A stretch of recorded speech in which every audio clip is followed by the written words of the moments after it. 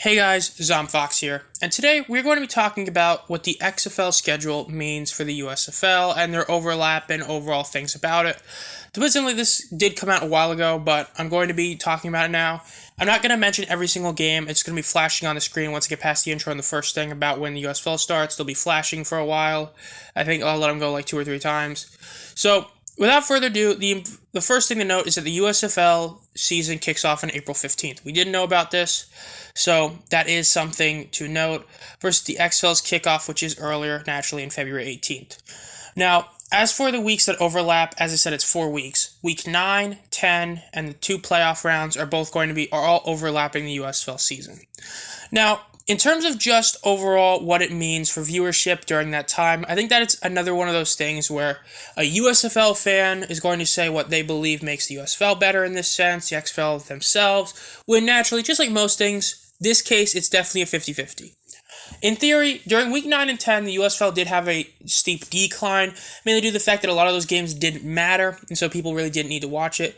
The same is probably going to happen for the XFL, meaning that the opening couple of weeks for the USFL will probably be about the same, as I think that you're going to have a lot of people go to the USFL to watch those first couple of games, as well as the people that stay with the XFL that watched the USFL last year are going to be canceled out by the new USFL fans for the fact that, it's a new season and they actually made it.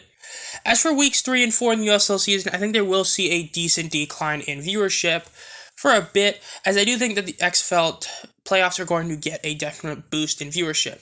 Now, if the USFL is smart, they're going to have their, non-easily accessible games on during the times that the XFL games are on, or maybe they want to compete head-to-head. I don't know. But overall, I don't think that the ratings in terms of those are really going to be affected a ton. I think that weeks 3 and 4 for the USFL will be affected the most between all of them, just like I think weeks 9 and 10 will be affected by the XFL. I think those 2 weeks are going to be the worst 2 weeks of the XFL, and it's probably going to be even worse than the USFL's weeks 9 and 10 were. But in terms of what's important is what I think about the XFL schedule. Now, I've said before, I think I've said it in a video, but if not, I do believe both leagues can coexist. I think that the idea that only one can is a bit of a stretch, but I will say this. There is no arguing the XFL schedule overall is terrible. Now, you may be wondering why. Well, the only thing is looking at what the USFL schedule showed. It showed that non-easily accessible games, so games that are not on antenna basic TV, so things that aren't Fox, aren't ABC, aren't NBC, things that were on exclusive stuff, cable, Sling, those things, did significantly worse than the ones that were readily available. Those were the USA games, those were the FS1 games. The XFL, most of their games are like that. Most of their games are on ESPN, ESPN2, and FX.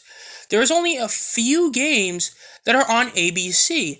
And in fact, 2 of them are in the first week, and then you go a few weeks where there isn't any, and then there's a few where there's one.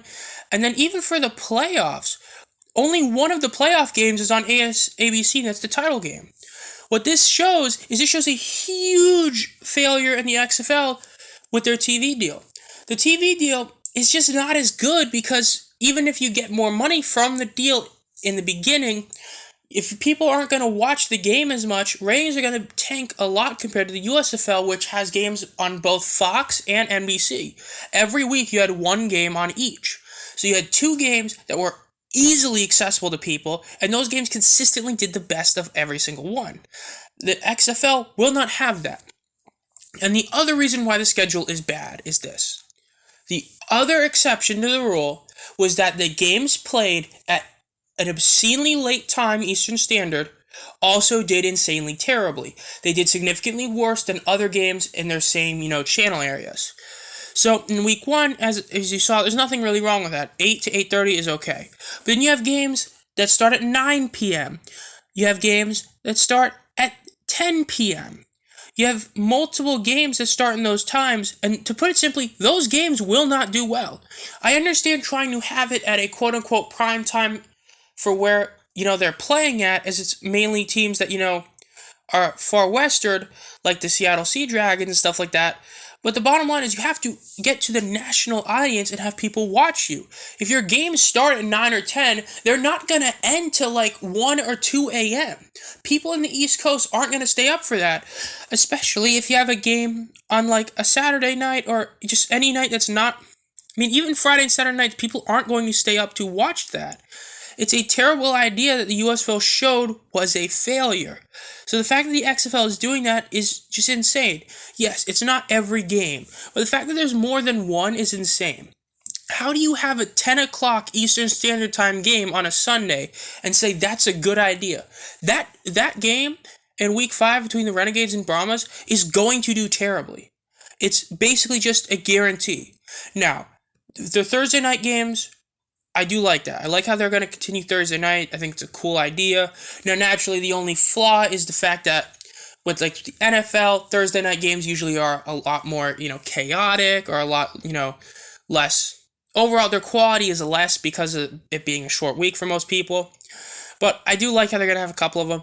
But overall, I think the XFL schedule is really not that good when you view what channels they're on. I do think ESPN, though, is a better channel than FS1 and USA. I think the people who have ESPN are more prone to watch it. But at the same time, FS1 is arguably that same way, too. But I think ESPN is just a bit better. But then you go to ESPN2 and FX. Look, the XFL TV ratings, my assumption is going to be that they do worse than the USFL. And I think they probably even do worse when you compare their first year to first year. So first year of XFL 3.0 versus last year's USFL. I think that the USFL is going to probably come closer post week 4. So post the both games happening at the same time. Will probably come closer to what the XFL 2.0 was, which I think at this point is still the best of the modern major spring leagues. But I think that this XFL iteration, the schedule and the channels are just not done at the right way. You should not have games that are on at times that hinder people's ability to watch them. I understand trying to maybe push, the idea of having a late game that's in quote-unquote prime time for the East in the West, but then you're alienating people on the East. So rather than doing there's no people in the stadium, you're going to do, there's no one watching on TV. And that really is what matters more. Naturally, we're going to have to wait and see for sure. We don't know for sure. These are my thoughts on it. I genuinely believe, looking at the data we got from the USFL and looking at this schedule, that the ratings will suffer. The ratings will not be able to match the USFL's last year because of the fact that they are purposely shooting themselves in the foot for no apparent reason. It showed in the USFL, don't have games at 10 o'clock. They did it. It showed it's better to have as many games on, let's just call it antenna TV as possible. The XFL has done the opposite of that. They have almost no games on antenna TV. Over half the games, when you include the playoffs and a couple others, over half the games were on antenna TV in the USFL. I don't even think a fourth of the games are on antenna TV on the XFL, which is going to be its biggest downfall. But I do think they both can succeed. But I think that the best way to see which league becomes the stronger of the two is this year. The first year they're both together is a huge deal. The USFL now has even more advantages than it did before. Not only did it have the ability to say we're the only one to make it to a second season. Yeah, I know COVID screwed the second XFL, but for all intents and purposes, the USFL is the only one who made it through a full year. The USFL has already gotten a CBA done, which is a great thing for them. They hopefully will learn not to do what this league and they did last year, which is don't have 10 o'clock p.m. games, Eastern Standard. It's a bad idea. There's a reason why the NFL, this mega successful company, has their primetime games at 8, barring having 2 Monday night games, something like that. They have them at 8 o'clock, Thursday, Sunday, Monday, because that is the best time for everyone. East Coast, West Coast, Central, that's the best. This has been ZomFox. If you enjoyed this content, make sure to subscribe and hit the bell. Let me know your thoughts down below. As always, have a great night.